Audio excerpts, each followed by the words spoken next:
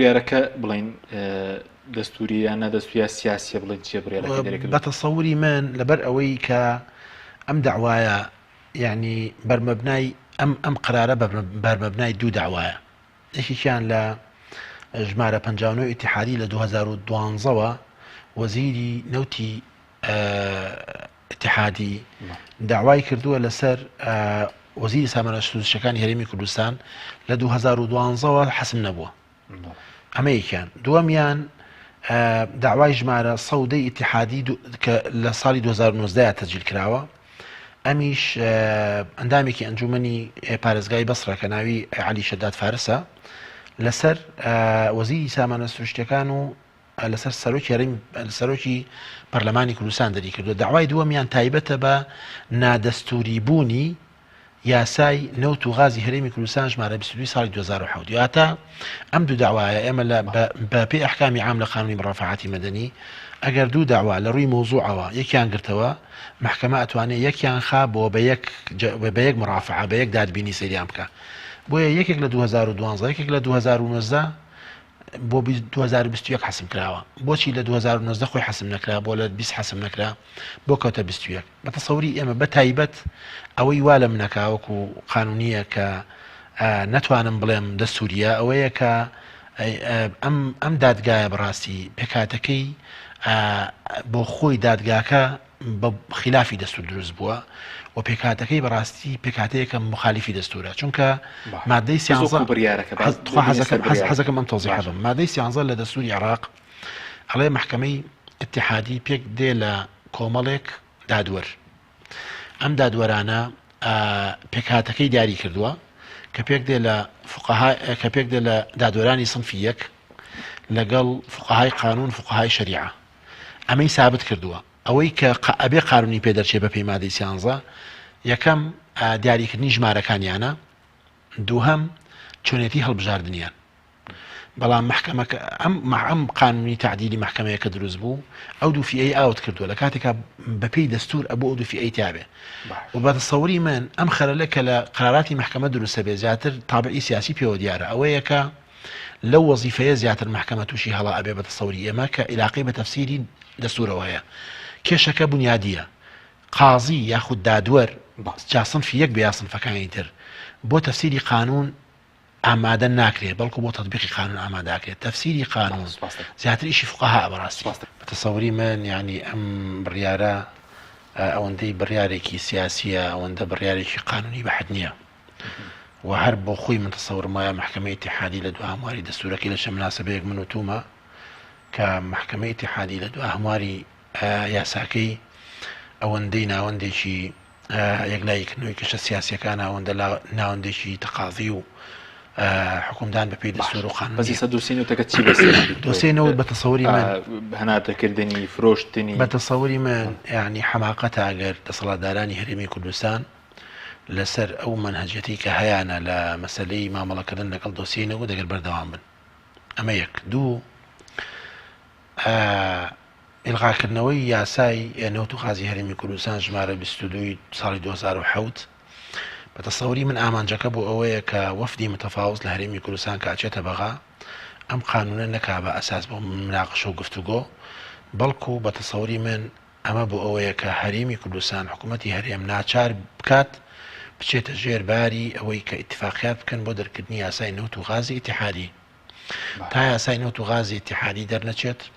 ئەم کێشەیە بنەبەر نابێت و دووپات یەکەمەوە ئەوەی کە عیلاقەی بە پرۆسەکانی گەڕان و پشکنین و دەرهێنان و فرۆشتنەوە هەیە پرۆسەیەکی هاوبەشە. هەرێمی کوردستان تا ئێستا حکوومەتی ناوەندی پێ یعنی بەشدار نەکردووە لەم پرۆسەیە ئەوە لە ڕاستیشە ئەبێ حکوومەتی هەرێمی کوردستانیش لە کاتی مفاوەزاتە دیسانەوە ئەو مەلەفانە هەڵباتەوە کە لە حکوومەتی ئیتیحادی هەیە لە مەسەلەی گەندەڵینەوەتە. بیرت نەچێت کۆمەڵی حقوقی مشتەرەکەیە لە نێوان حکوومەتی مرکزی و ئێرانە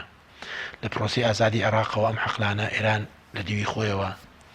ئیشی تیاکە و نەوتیان لێ دەرێ هەنێ بە حەجمێکی زۆر گەورە لە کاتێکە حەقلەکە لە ژێرەوە مشتەرەکە لە بینی عێراق و ئێرانە. تا ئێستا سیاسیەک لە عێراق نەیتوانیوە لەسەر ئەم مۆزوع قسە بکە. ئەبێ هەرێمی کوردستان لە کاتێکا تەفاوزەکە لەگەڵ حکوومەتی عێراقی ئەم مەلەفە وەکو داوای متقابل بەکاربێن ئەمە یەک دوو ئەو ئیلتزامە داراییانەی کە حکوومەتی عێراقەتی لە ساڵی 2014 توانم بڵێم تاوەکو ئەمڕۆ لە ڕاستیا یەکێک لە کێشەکان لە ئەم داوایە کە هەیە ئەوەیە کە من بەناو بەڵگەکانە گەڕام یعنی تەنها بریکاری سەرۆکی ئەنجومەنی وەزیران داخل بووە لە کاتێکە ئەبوو حکوومەتی هەرێم بە داوای متقابلی منظەم کە ئیجراتێکی ئیداری قانونیە لە قانونی مرافعات هاتووە وەزیری سامانە سروشتەکانی داخل کردایە لە هەرێمی کوردستان و وەزیری دارایی داخل کردایە وەک چۆن لە حکوومەتی مرکزی بۆ ڕاوێژکردن هەریەک لە سەرۆکی ئەنجومەنی وەزیران بان کراوە وەزیری دارایی اتحادی بان کراوە ئەبوایە هەرێمی کوردستان هەریەک لە وەزیرەکانی دارایی و سامانە سروشتیەکانی بە داوای منظەم بخسایەتە ناو داواکەوە دەڕاستیە داوای متقابل هەبوایە نەک تەنهاڕەت چونکە لە بیرمان نەچێ ئێمە نابێ بەڕاستی یعنی هەموو عیبەکانی خۆمان ئیبراسکەین و عیب حکوومەتی ئیتیحادی نەبین حکوومەتی ئیتیحادی کۆمەڵی ئیلتزاماتی دەستوری هەیە جێبەجێ نەکردووە حکوومەتی هەرێم خروقاتی هەیە بەڵێ خروقاتی هەیە حکوومەتی هەرێم بێ ئەرزشە بەرامبەر خەڵکی کوردستان و بەرامبەر پەرلەمانەکەی و بڕیارەکە بەدژی خەڵک دەزانی بڕیارەکە بەتەسەوری من لە فەقەرەی چواری بڕیارەکەی هاتووە حکوومەتی ئیتیحادی ئیلزامەکە بەدانی مستحقاتی هەرێمی کوردستان بەڵام دوای ئەوەی کە حکوومەتی هەرێم ڕێگە ئەداکە چاودێری عەقدەکان بکەن وردبینی بکەن و عەقدەکان بخەنە ژێر یاسا و ڕێنماییە کارپێکراوەکانی عێراقەوە ئەمەش مەرجدارە بۆیە ئەگەر ڕێیەک هەیە پێی وایە ئەمە لە بەرژەوەندی خەڵکی کوردستانە هەمان ئەو سیاغەی کە لە بودجەکانی پێشوا هەبوو ئیلتزاماتی عێراقی بەستبەوە بە ئەوەی پێ ئەوترێ تەمکینی دەسەڵاتی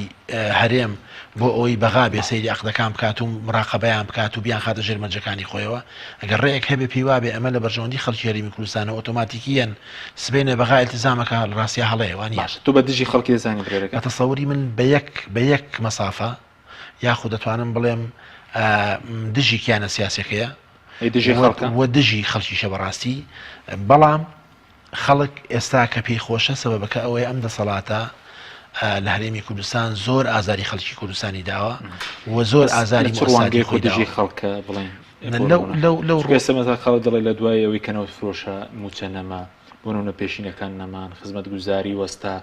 هەرێم 31 ملیارد دلار قەرزدار بوو